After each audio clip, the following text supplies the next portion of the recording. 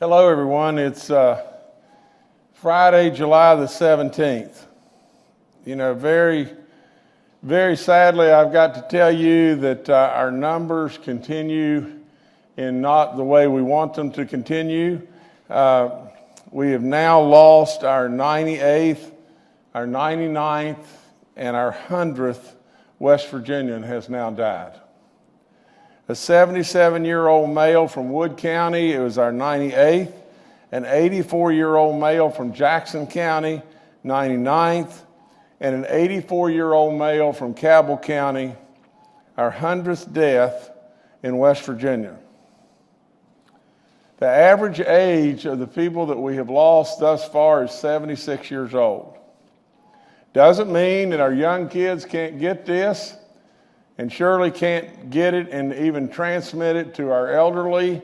And as you can see today, we have 125 new cases with a daily average rate today, a daily rate of 4.89%. We have 1,450 cases that are active in West Virginia. This is an increase of 79 since Wednesday, and that increase is always calculated by this. You've got people that are getting well, and they're bouncing over from active to recovered. We're taking them off of active and everything, but you can see we're not taking them off as fast as we're getting more and more actives. Today we have 390 active cases in Mon County, by far the highest in our state. And even though our numbers, I always have said over and over that how good our numbers were and everything, and our numbers are still good. I hate more than you'll ever know to look at the number 100 and think that we've lost 100 people in West Virginia. I just go back and say it 1,000 times over, and that is these people have names. These are families, and they have a lot of loved ones and everything, and so please keep them in your thoughts and your prayers. This pandemic across our nation is real, and it is causing a lot of problems and a lot of harm, and so please keep these people in your thoughts and your prayers. In going ahead with the announcement, we continue to test, and we've tested a lot of people now. We've tested 219,000 in West Virginia.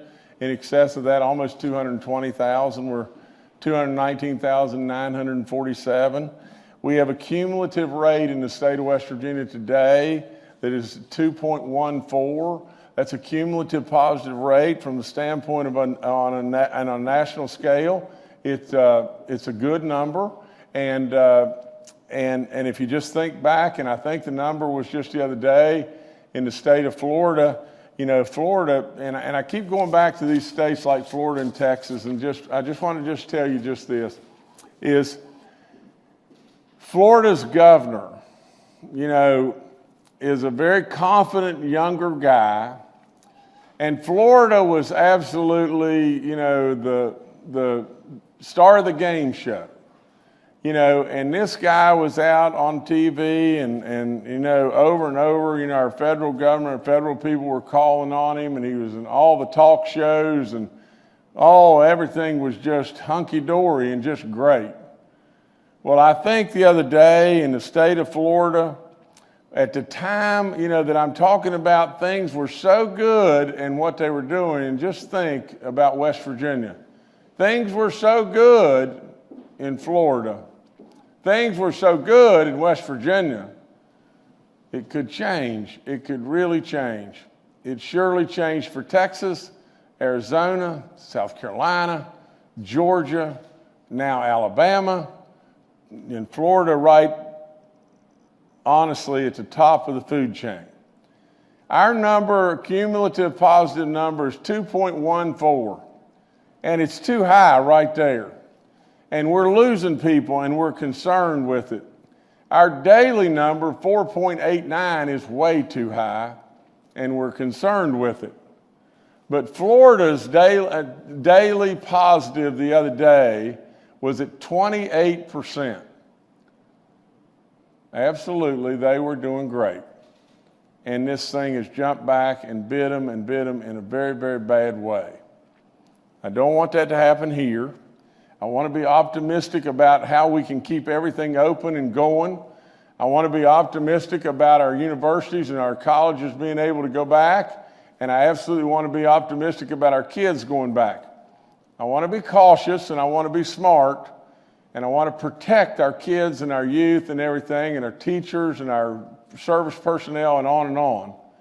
But absolutely, I want in every way for us to keep moving in a really positive way in West Virginia, and I think we can do that. Now, as far as our churches, we have active church outbreaks now reported in Boone, Kanawha, Raleigh, and Taylor counties. Again, we have got to urge those that are going to church and everything to please keep a pew's distance in between. Absolutely wear masks while you're there. And while I'm on the mask thing, I want to clean up one other thing. There are people all across this state that have lung issues or related issues to breathing problems. We accepted that out of our mandate. If you've got a legitimate breathing issue, we absolutely told you that the mask mandatory was not for you. And I would urge businesses to absolutely consider that. You know, I can't dictate to businesses what to do in any way because those businesses are privately owned and they make decisions for themselves. So if you're one of those people and the business decides they don't want anybody in the store or whatever unless they've got a mask on, then you've got to make your own decision. But don't feel harshly towards the business, and know from the governor's standpoint, the governor is saying to you, absolutely, if you have a breathing issue, this mask mandatory, executive order was not for you. Again, I want to urge all those that are attending church. Church is a place where we sing. Church is a place where we're together in a confined area for at least an hour. That's not like outside or walking in a store by people and everything. You're confined in an area for an hour. You're singing, you're projecting your voice and everything. Please wear a mask. I want to talk just a second about the small business grants. The applications are open for our small business grant program, and they should be posted on our website. You'll see them right there. Any West Virginia-based small business in existence on February the 29th, 2020, with 1 to 35 employees, and that has to be an employee. If you're one person and you are on a payroll, then you qualify, and we'll be sending you $5,000 as fast as we possibly can, and hopefully we'll be able to even send a few extra dollars on top of all that.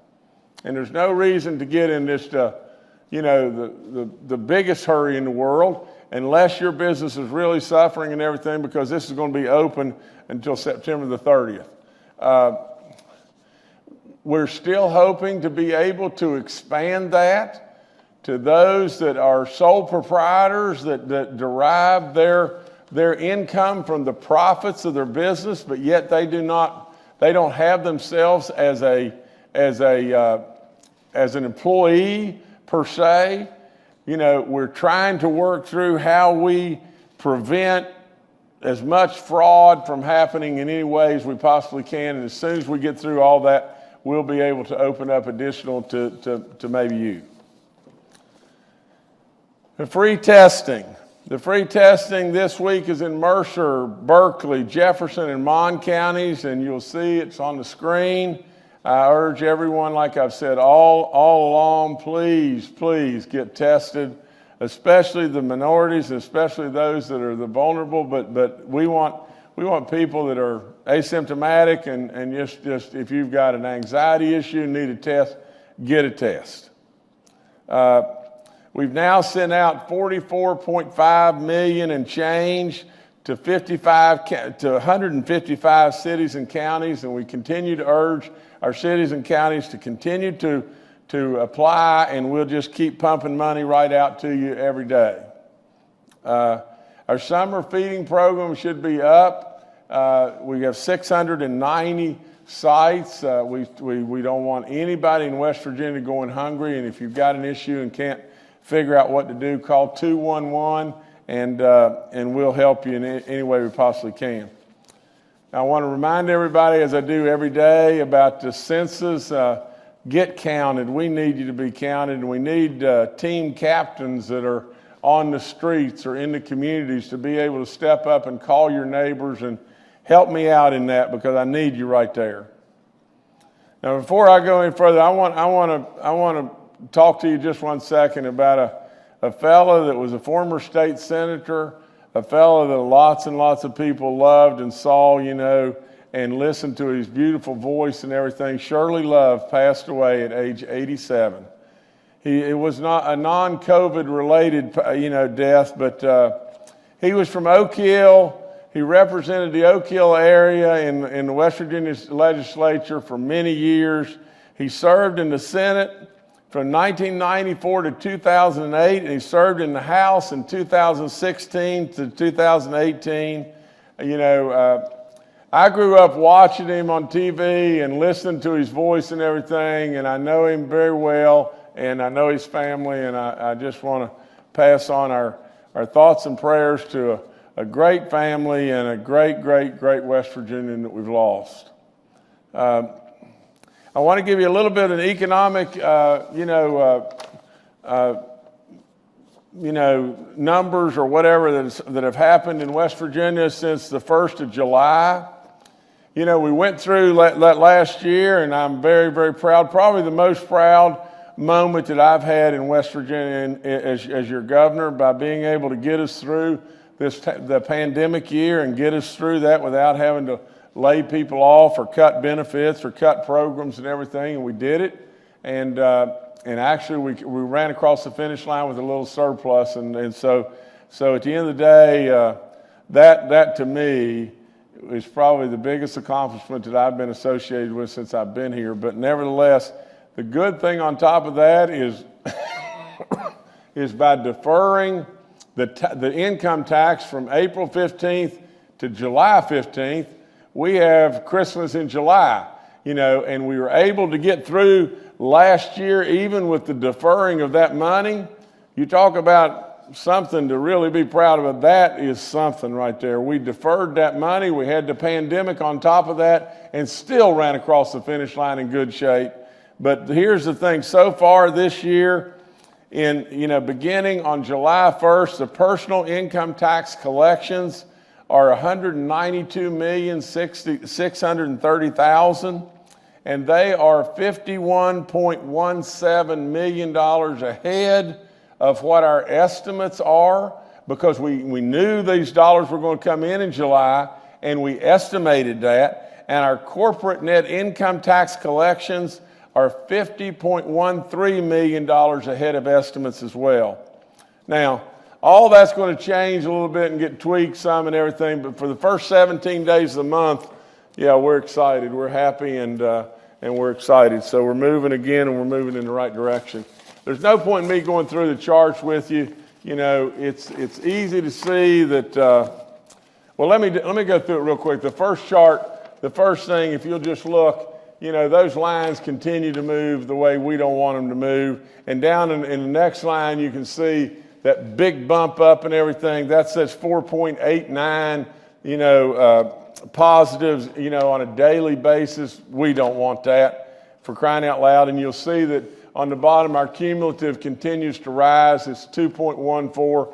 Absolutely, I believe, and I believe this with all in me, I believe if we can make it another 10 days or so, maybe 14 days, it could be even longer than that, but 10 or 14 days and everything, I'm very, very hopeful that we're going to start to see these numbers start to get a little bit better and everything. And but here's the $64 question, and then I'll be quiet. It's one thing and only one thing. If what's happening in the states that I talk about over and over, Texas or Arizona or Florida or now Alabama, Georgia, South Carolina, if that continues to move and it moves to West Virginia, we're going to have big problems. And these numbers are going to just get worse and worse and worse. Naturally, the better the job that we do in wearing our mask and trying to look after ourselves and our neighbor, the better off we'll be. And, and we want to absolutely follow all kinds of guidelines and everything.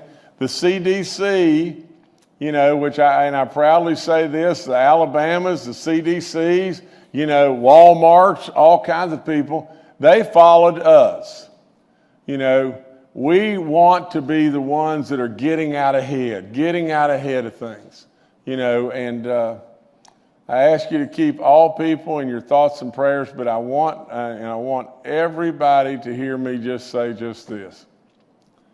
The secret to everything that has been accomplished, and it's you, West Virginia. It's not me. It's not all the medical experts. We come up with guidelines and ideas, but you have got to put them in motion. And you've done that. In West Virginia, you have pitched almost a perfect game. We've lost 100 West Virginians, and that's terrible. But the states around us have lost many multiples of that. And absolutely, though, West Virginia, you have been the miracle. You, West Virginia, have done it. And I could never, no matter what anybody ever says, don't let anybody take away your effort. I know it's been inconvenient, and I know it's been tough. It's been economically tough. It's been tough on the kids. It's been tough on tough and tough. But West Virginia, you've done it, and I'm proud of you. All right, thank you, Governor. Let's now go to Dr. Clay Marsh, our coronavirus czar. Well, good almost afternoon, everyone. I want to catch everybody up on what's going on around the world, around the country, and then in West Virginia in a relatively quick way. So we know that coronavirus is spreading very rapidly around the world. In the last week or so, we had a 5-day stretch in which there was 1 million new people that were diagnosed with COVID-19 around the world. And certainly in Latin America, things are spreading very quickly. And we're seeing areas of the world that are now getting affected by COVID in a really substantial way. India just went over 1 million cases as well. When we look at our country, we had the single highest day COVID-19 new cases testing positive than we've had in the entirety of the pandemic. We had almost 80,000 people. In fact, specifically around 77,000 people test positive for COVID-19. And we also set a single day record in the number of deaths. We approached 1,000 deaths yesterday from COVID-19. And on a proportional basis, Florida leads the country in the per capita cases. And if you follow the curve of Florida, as the governor pointed out, and you follow the curve of New York, and Florida at a population level and New York are relatively similar. Florida, about 19 million people, New York, about 21 million people. But if you look at the curves at the time that you could sort of match how things are growing, Florida looks worse at this point than New York did. And as we start to look back and what happened to New York when they surged and had all the problem with having their hospital systems overwhelmed, we know today that most of the hospitals in Florida are down to single-digit numbers of ICU beds. And in fact, if we look across the country, as the governor has mentioned, and we look at Texas and Arizona, they have now basically requested and have on site refrigerated mortuaries to be able to handle the additional people dying there because their morgues are overwhelmed. So we see this happening, and we know this is actually happening from from younger people in Florida, my understanding is the average age of positivity is 38 years old. And so as we look then at a recent study that came out from University of California, San Francisco, we've seen a 300% increase since April in the number of young people, 18 to 25-year-olds, that are hospitalized. So there's a narrative out there to say, well, young people might get it, but they're fine, they're safe. That's actually not true. And the single most important risk factor for being hospitalized in these young people is cigarette smoking or electronic cigarette smoking. And so we know in West Virginia, we've had a problem with minors smoking and young people smoking. And so that puts West Virginians at a particular increased risk for this. And as the governor said, our RT value continues to be very high nationally. We are third worst in the country today.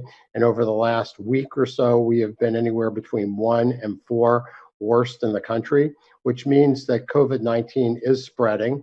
The number today, I believe, is 1.32. So ultimately, what we need to do is we need to continue in a very disciplined way, as we've done in the past, to be able to reduce that number. And the way that we were able to do that is to really embrace what the governor has led us to do, which is to wear our mask and stay physically distanced from each other and protect ourselves, because by doing that, we protect each other. And we know now, as we look at the data in West Virginia, we have seen a substantial increase in our cumulative positive rate the governor has articulated. And we know when it goes over 3%, that becomes really difficult to contact trace. And so we really need to start pushing that number back down. As we look at our daily positive, it is far too high. And so this is really a time in which the kind of mitigation measures that the governor has put in place really need to be embraced by our citizenry. And if we do that effectively, we'll see that impact over the next week or 2 weeks. And we also know that hospitalizations will start to increase over the next week, as we've seen our cases go up predictably. And over the next 2 to 3 weeks, we'll see people who will get sicker and start to die of COVID-19. So right now is the time that we really need to act, and we really need to work as a state, work together, great community, altruism, wear your mask, protect each other from having people who don't know they have the virus yet from spreading it. And to that end, there's been some reports recently about the testimony that a number of us did in the House chambers on last Monday, and that a person who was at that meeting tested positive for COVID-19. And the good news is we've worked with Sherry Young and the Kanawha Charleston Health Department, as well as with Dr. Amjad and others, that what we found was, because this person was wearing a mask in that circumstance and people remained physically distanced, that the risk to anybody there was really minimized. And so that was a great illustration and example of an opportunity where many people could have been, seriously exposed to COVID-19, but because of the forethought and the altruism of the people in that meeting, by wearing a mask and staying distant from each other, that we were able to minimize that risk of spread. So West Virginia, as the governor has implored, and I would join his request, it is the time for us to really double down to protect ourselves and each other. If we don't do things in the right way, we will start to see more hospitalizations. We'll start to see more people in the ICU. We'll start to see more people dying of COVID-19 in West Virginia. And we'll start to see more young people that will be suffering that fate as well. And that is what we can't afford to do. And that is what we have the ability to prevent from happening. So thank you so much. And please be very diligent in the following days. Thank you. Governor? Okay, I've got something here, because I've each and every day, and I really do enjoy talking to people and listening to their concerns and everything. And I really think that it's really, really important that we get the proper and absolute most accurate data. I've had people call me and say to me, you know that 99.93% of the people that get this disease don't die. Now I'm going to pass these back and forth to Dr. Marsh, and I want him to answer them quickly, but I think that is in total error. That 99.93% of the people that contact this disease they don't die. Is that right or wrong, Dr. Marsh? That is correct. We know that the mortality rate across the world with COVID-19 right now is about 4%. So this is not correct. You know, what I'm saying is people are saying that if I get this, 99.93% of the people don't die. Now, are you saying that that's true or untrue? That is absolutely untrue. One more time. What? That is absolutely untrue and inaccurate. Okay. And so also, I'm getting people that are saying this is just like the flu. And if I get this, I'm not going to have any more danger probably than just like the flu. True or untrue? That is untrue. The flu has a mortality rate at the most of 0.1%. And the long-term manifestations we're seeing even today with brain functioning and other problems, and even in people that can get better from COVID, are substantial, much, much worse than the flu. Okay. Now, West Virginia, I'm not a doctor. I'm not a medical expert. These people are great at what they do. And I listen to them. I listen to them all the time. West Virginia, you've got to understand you are the oldest state. You are the most chronically ill state. And you are located right in the hot spot. Now, you've done great. You've done great in every way. I've asked you and made it mandatory that you wear a mask. I don't like that. I don't like the mask. But I am telling you, that's the only bullet in the gun that we've got right now to protect us. The idea that you've got a 99.93 chance of survival if you get this is not true. The other thing is, I think this thing, as far as the death rate, has got in excess of 20 times greater than if you had the flu. Absolutely, West Virginia, it is real stuff. Now, that's the negative side. The positive side is just this. By doing what you have done, West Virginia, you have absolutely become the miracle. I don't want anything shut down.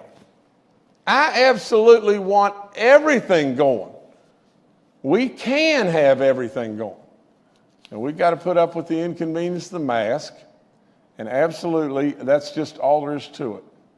But at the end date, if this thing doesn't sweep from the south all across us and everything like it's doing, and we are really smart about what we're doing, we're going to be able to enjoy all the stuff that you're enjoying right today and keep everything open, have the economic numbers working, have people have jobs and opportunities, and in no time, we hope and pray, we're going to have a vaccine. Don't believe these myths that people come up with because they're not right. They're just plain not right. But West Virginia, you're doing great. You keep doing great. We keep everything running, and we make our way. For a few more months, we'll make our way to a vaccine. And then when we're there, we're home free. And then we tell the world over and over what the miracle that happened in West Virginia was and what you did. You did, West Virginia. So all I wanted to do was kind of clean that up and clarify that. Thank you, Dr. Marsh, and thank you, West Virginia, again. All right, next we'll go to Dr. Ayn Amjad, our state health officer. Good afternoon. I would like to start out by saying that my heart goes out to all 100 families that have lost someone to COVID-19. And while there's a lot of people who will say, 100 people are not a lot compared to other numbers, I'd like to remind everyone that each one of those people do have family members and that one person is still someone. And so we'd like to remember that. In addition, we did have a House of Delegate employee or person in the House recently that was tested for COVID-19 and that had a positive result. And we'd like to wish them a speedy recovery and that hopefully they don't become very sick. In addition to that, we'd like to thank everyone in the West Virginia Public Health Department and all of our help out there, especially the National Guard who's been helping us with COVID-19. They've been doing a lot of work these last few months. In addition, we had an employee today who's been working for 41 years who's retiring. His name is Gary Thompson. This morning, we had a little bit of a meeting to say goodbye to him. He's been in our department for 41 years. He was working for over 25 years in the Vital Statistics Department. I only got to spend a week with him this past week, but his name is Gary Thompson, and he worked with the Bureau for over 41 years, which is very impressive. Regarding the face coverings mandate that Governor Justice and Clay Marsh was referring to, we want to remind everyone as well that, if you cannot tolerate wearing a mask or a face covering, we have other options. A lot of people refer to the mask and how uncomfortable it is, but you have gaiters to wear. You can wear a bandana. There are other options of things to cover your face. And as the governor mentioned, if you can't, you can ask businesses what other things you can use, because everyone saw this week that Walmart is mandating or making you wear a mask. Obviously, if you cannot, you can also have a conversation with the manager of what your options are. I spoke with a pastor here in Beckley. She was talking about holding conversations with other church leaders in the state of how we can address the issue. We are not trying to stop people from attending churches or having gatherings. We believe in freedom of religion, freedom of choice, freedom of expression, but our job here is to keep West Virginia safe, keep everyone in the state healthy. Having people wear face coverings is our only way to keep everyone safe right now, as the governor mentioned. So that is our only way to do this, and that's what we're asking everyone to do.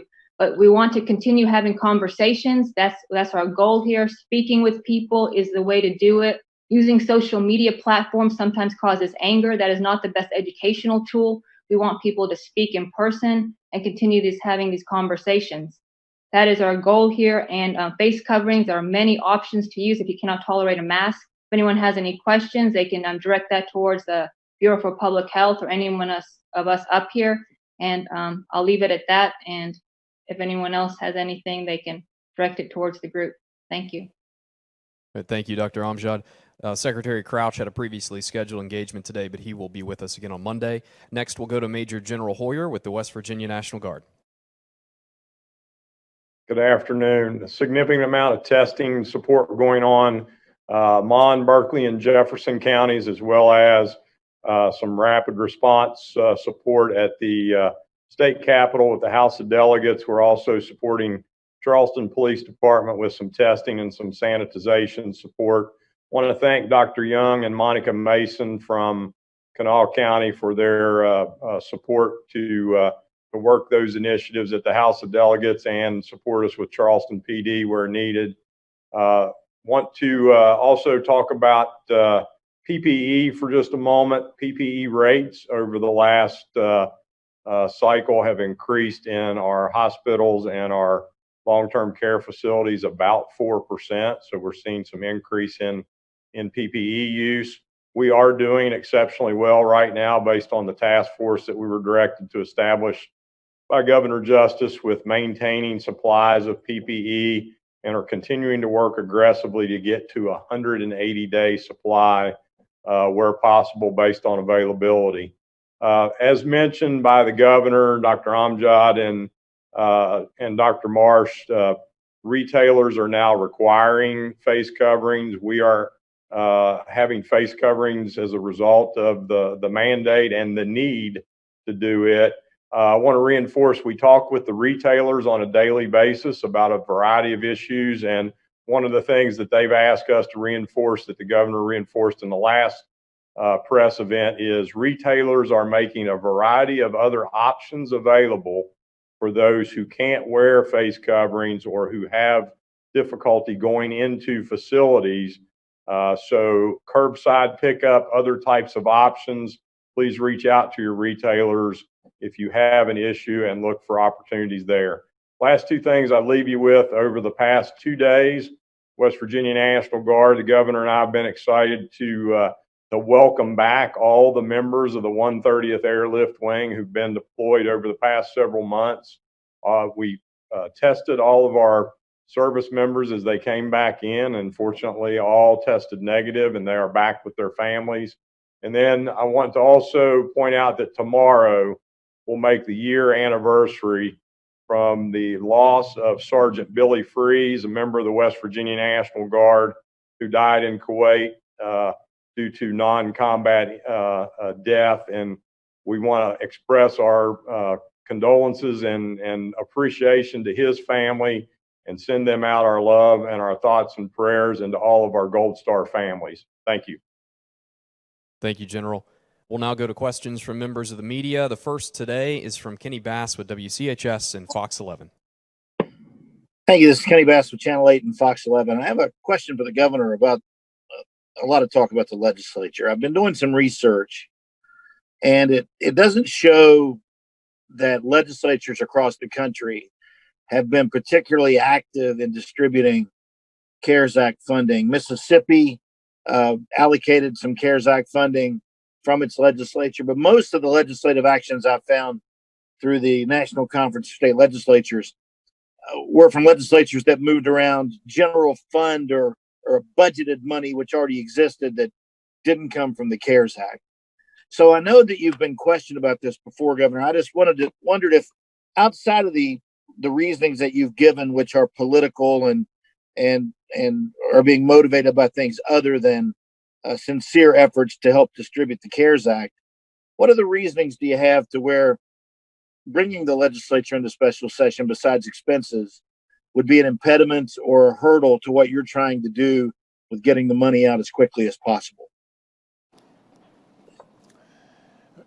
Kenny, it's a great question. It's a long question, and it's got a lot of little tentacles along with it. I'll try to answer it as best I possibly can. First and foremost, I want everyone to know that I have been the architect in coming up with how I think the distribution of the CARES dollars should be. But right behind that, you have all these grants that are, right, for all practical purposes, equivalent to the total amount of CARES dollars that I don't have anything to do with any of the administering or those monies going out. Now, so just stay with me on this. From my standpoint, if you'll look at how I have set up for the CARES money to go out, first of all, I feel like that falls under my bailiwick in the fact that, in the state of emergency that we're in, that's what I'm supposed to do.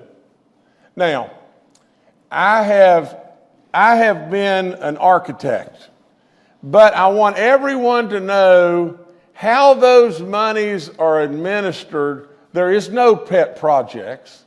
There is surely no dollars in any way coming to me. I really don't care how those monies are administered, except I think we have come up with the very best plan that we can come up with. Now, let me tell you this, and this is all there is to it. When I walked in the door, financially, we were in real trouble in West Virginia, and you trusted me. And we built record surplus after record surplus. In the year that we just came through, you trusted me again. from July 1 a year ago to June the 30th that we just finished, you trusted me. We went through that year, and in April we had a $192 million deficit. Actually, 198. And everybody said, where are we going to turn? What are we going to do? And there was cries all over the place. We got to go into special session, and we've got to raid the rainy day fund. And we've absolutely got to do that right now. And I knew better. And I said, we don't have to do that. And we kept watching the numbers, and lo and behold, not to say, anything except just the truth, but I was right. We didn't have to bring people back and spend money. We absolutely didn't have to do that unnecessarily. We absolutely shepherded our way through, and lo and behold, we ran across the finish line with a surplus. If you go back to February, we had a pandemic on our hands, and we had to make the right decisions and push the right buttons and get us through the pandemic. And you were kind enough to trust me, and you were kind enough to listen, and you knocked it out of the park, West Virginia. Now you have a situation, and I can't call it anything except exactly what it is. Again, I have set up a task force of representatives from the Democrats and the Republicans on the House side and on the Senate side. We convened about 4 weeks ago with the plan that I had. And I put it out there, and I said, the suggestion box is wide open. Anybody that comes up, any House member, anybody that comes up with it, direct them to the leadership and then bring them to me. And I didn't hear squat. For all practical purposes, almost zero recommendations or suggestions. The reason for that, it's a good plan.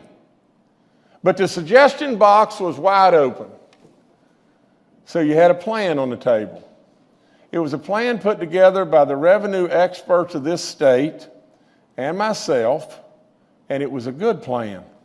And then you had a suggestion box that was open and said, send me any suggestions you want to have. Testimony to that is just this. The Senate just recently came to me, and they came to me with a tweak that was a major tweak for broadband. Broadband in our state of how we could do that. And we did it. We did it. We pulled money out of highways and put money over toward broadband. Prior to that, there were people that came to me and said, on the 5 to 35 limit on the small businesses, can we not go all the way down to 1? And we did it through the suggestion box. And now what you've got is just this.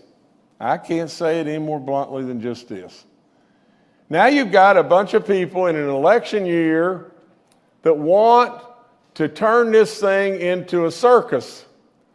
Turn it into a situation, and the majority, in all honesty, the majority has everything to lose, and the minority has nothing to lose. I am here for West Virginians. I am here for all West Virginians. Whether you be in the majority or the minority, I am here for all West Virginians. But let me give you a shining example of what I'm talking about. If I'm in the minority, the Democrats today, I stand up and say, what I would like to do is pass a bill that says we're going to send $2,000 to every adult human in West Virginia. And the majority, which is the Republicans, they say, we can't do that. And so they vote no. What happens? What happens? And here's exactly what happens is you've got a bunch of what I would call outcasts or oddballs that are running this scenario from the standpoint of the Republican side, and if they don't watch out, they're going to gut their entire party. Now, so what I say is just this. I say there are people dying here. Absolutely, I I will never in any way, I do not want to be a king. I do not want to be any way whatsoever a dictator of anything. I don't care how the monies are spent. I don't care except for one thing. I want it to be the best job that we can do. I want us to take every suggestion, every idea, mold it, let it be fluid, let it work. But I don't want this terrible epidemic that's taken 100 of our West Virginians to turn into a soapbox political campaign, absolutely, with us throwing rocks back and forth at one another.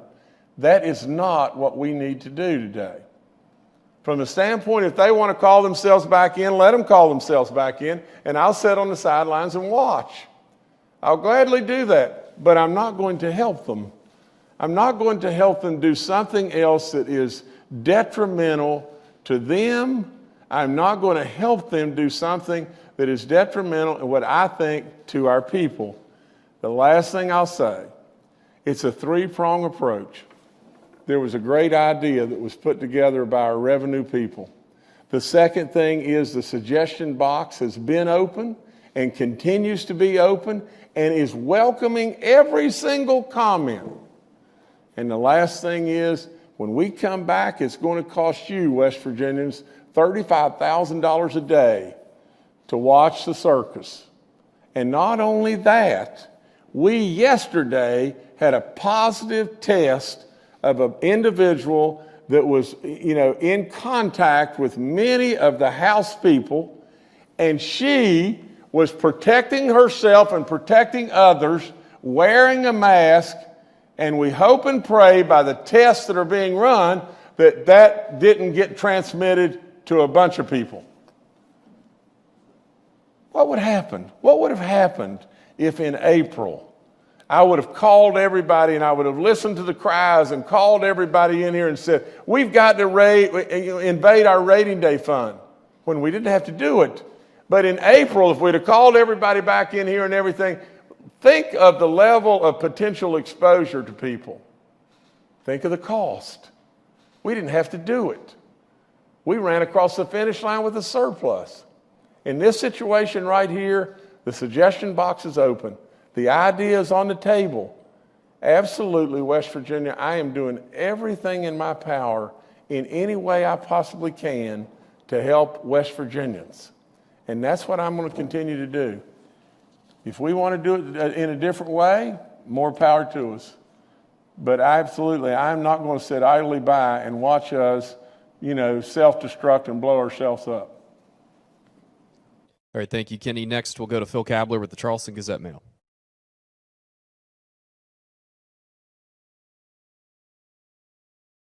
Sorry, wasn't expecting to get called on. Considering we're probably recovering from a peak caused by some of the Memorial Day weekend activities, can we anticipate going into another peak as we see cases ramp up from July 4th weekend activities? Well, Phil, first of all, and I'll have to defer to our medical experts, but I think it's awfully peculiar that we could be seeing a peak now come from Memorial Day, because Memorial Day, 14 days from Memorial Day is when we should have seen the last hit from that. And if I remember correctly, Memorial Day was like the 26th or something like that of May. And so, but Phil, to more directly answer your question about, things that could be happening in regard to the July 4th, we started seeing this, and if you'll remember the Thursday before the July 4th weekend, that's when I came to you and said, we got to get ready, people. We got to get ready, West Virginia. You got to get your mask. It was a notification period to our businesses and everything else, but we saw it coming, and we saw it coming right then. We saw things, starting to look like that we could have a reason to have a lot of concern. We wanted to watch the numbers over the weekend and everything. The numbers on Monday after the 4th of July weekend were already numbers that we didn't want to have. And so this this really started really probably a week before the 4th of July, or maybe just 4 or 5 days before the 4th of July. But anyway, Dr. Marsh or Dr. Amjad, maybe y'all can add to that. Maybe I'll start real briefly. Governor, I think you're exactly right. We would expect that between 1 and 2 weeks, depending on who is doing the test, just because of some intrinsic delays in the return of tests from some of the big national testing laboratories. But we would expect to see the cases from Memorial Day back in the past. Phil, I think that the answer to your question is that we are seeing more community spread. We're seeing it among younger people in the state, and particularly in certain areas of the state. So it's really, I think, even more important what the governor has done with the mask mandate. But Ain, I'll turn it back to you, Ryan. Phil, yes, we are concerned, especially with the July 4th holiday, with people traveling. And that has to do with also, people who have been home, they've been bored, they're traveling with their families. A lot of people want to get in a vacation before potentially school starting and those types of events. But definitely with any holiday, people are outside more. They want to be outside with their families. They're going even with boating and things like that. And of course, if you're indoors with face covering, that's one thing. But when people are outside, it's still hard to socially distance themselves. They're getting in still large gatherings. So we want to encourage you that even if you're outside and you're not wearing a mask or a face covering, you need to stay within your family circles and still socially distance if you're outside doing any events. We know in Mon County, people are going out to, I think it's Cheat Lake and things like that. But you need to still socially distance yourself and stay within your family circles, because that's where you still have community spread and what we're seeing. And also we know when people are going out to beaches and events like that, it's hard to breathe with a mask or a face covering when you're outside. It's too hot. But that's why you need to socially distance and stay within your family circle to avoid a community spread. But any holiday event is concerning because that's when we're seeing this happen. So that there's definitely truth to that. All right, thank you, Phil. Next, we'll go to Paul Mullen with WCBC. Good afternoon, Governor. Good afternoon, panel. Governor, you've been talking about attempted unemployment fraud for a couple months now. On this side of the Potomac, Governor Larry Hogan this week said they had a case where they found 47,000 illegitimate claims and over $500 million in attempted fraud, and that other states may have been involved in such a hack. Have you seen any of that in West Virginia? And maybe as a follow-up, as part of the main question, have you lost any money to fraud through unemployment through this COVID-19 pandemic? Paul, I am positive that we've had to have lost some money. I'm also positive that we absolutely were able to step in and stop potential fraud that we caught and everything. Everybody's always got a game, and everybody's always going to try to circumvent the law, and so we've got a great director in Scott Atkins, and a lot of people from the Guard, and a lot of people that are really working this, and they work at night and day, and they watch, and they follow up, and they do everything that they can possibly do, to stay on top of it. That's one of the reasons that it's taken us a little bit of extra time on these business grants, these small business grants, and getting them out and everything. But there is also a component that is out there at play that we're watching that is an international organized crime, because there's absolutely a feeding ground for all kinds of bad and wrong activities, and our people and the Guard and all of our law enforcement and everybody's watching as best we possibly can. We're catching stuff and stopping it, but Paul, it's a problem, and that's really what's slowing us down a little bit on these small business loans as well, or grants rather.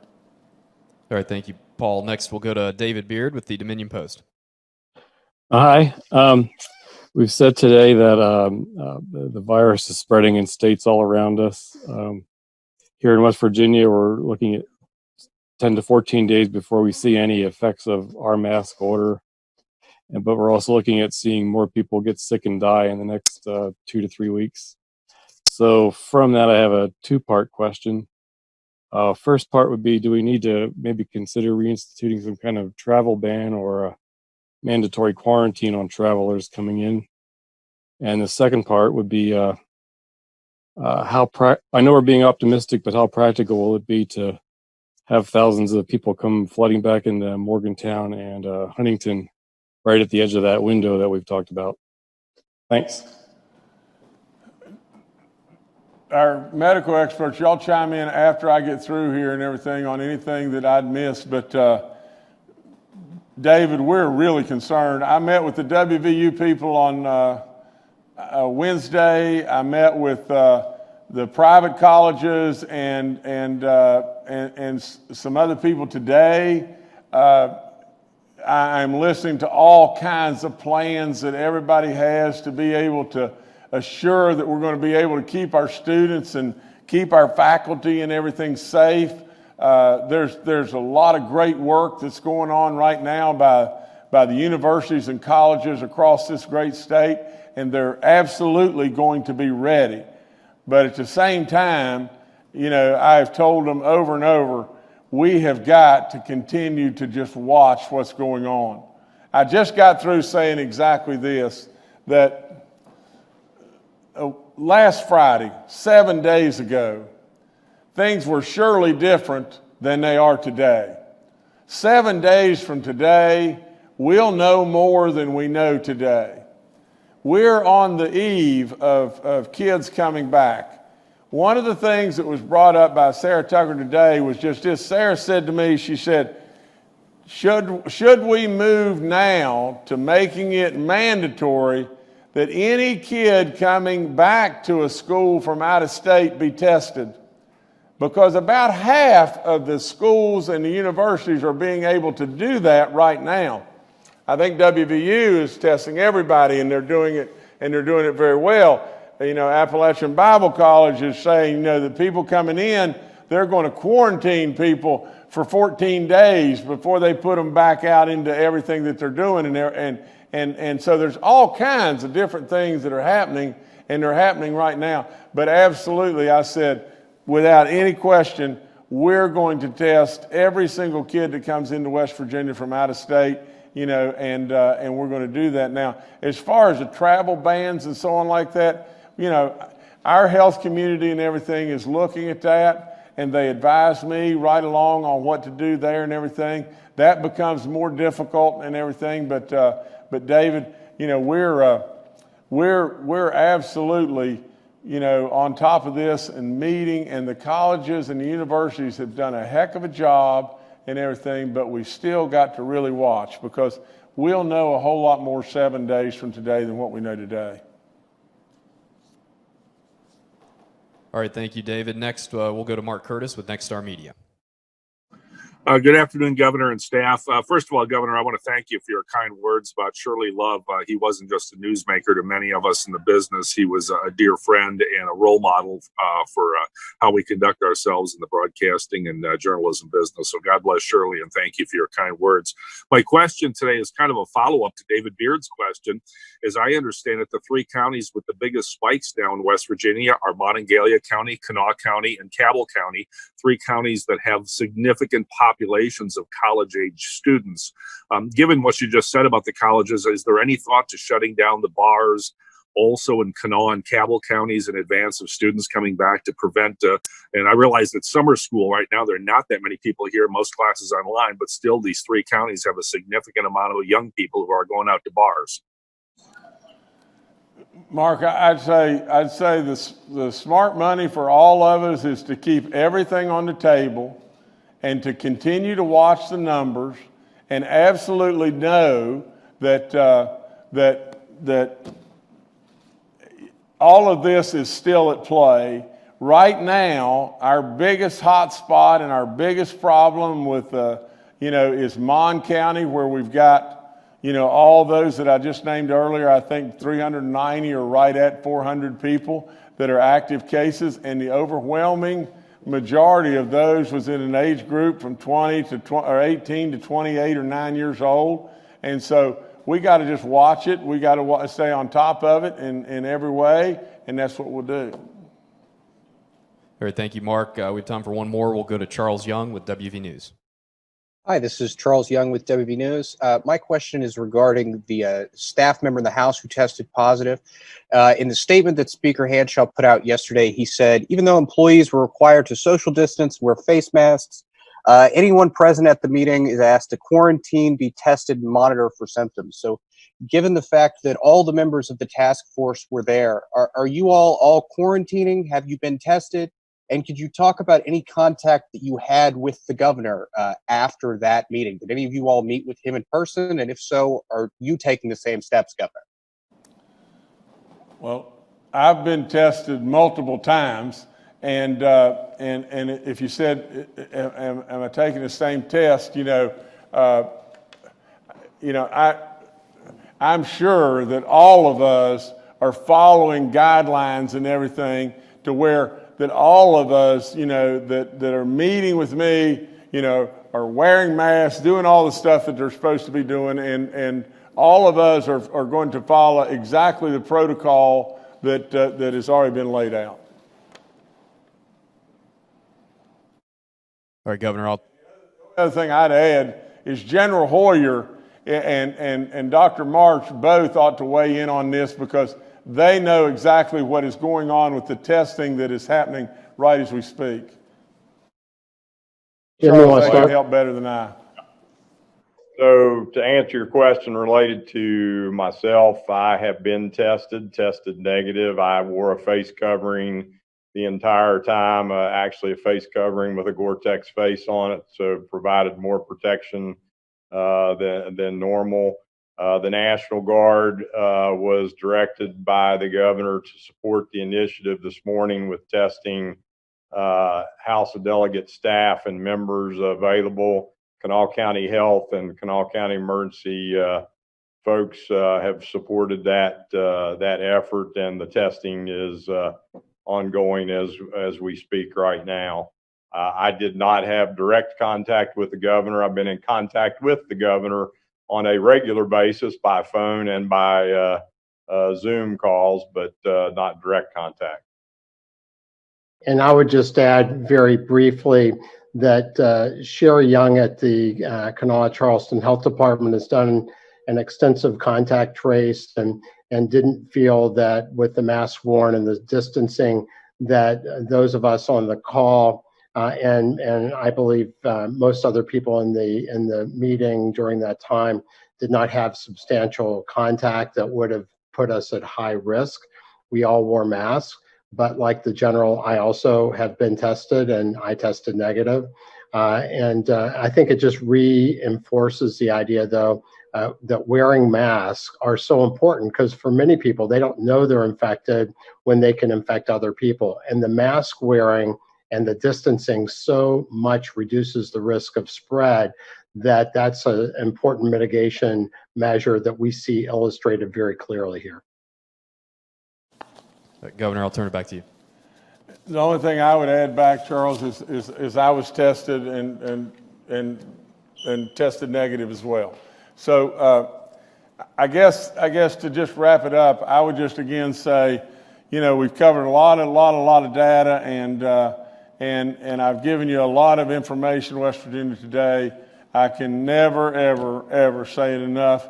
You've done a heck of a job. Stay the course. Absolutely continue to be the miracle that you've been over and over. Absolutely don't fall prey to believing that a 99.93% possibility that you're not going to have any problem with this issue. This is absolutely significantly more than the flu, and we've got to deal with it. We just plain have to deal with it. You're doing a great job, West Virginia. Stay on top of it. We're surely going to get through all the issues of the legislature and all that. I have said to you over and over, as far as how these dollars are spent, I want them spent in the very best way we can spend them, but I don't have a pet project. I don't want to be your king. I want to be your governor. I want to be your governor that drives his own car and doesn't want a thing in the world and just does the right thing for you. Thank you, West Virginia, for all you've done for me. God bless you.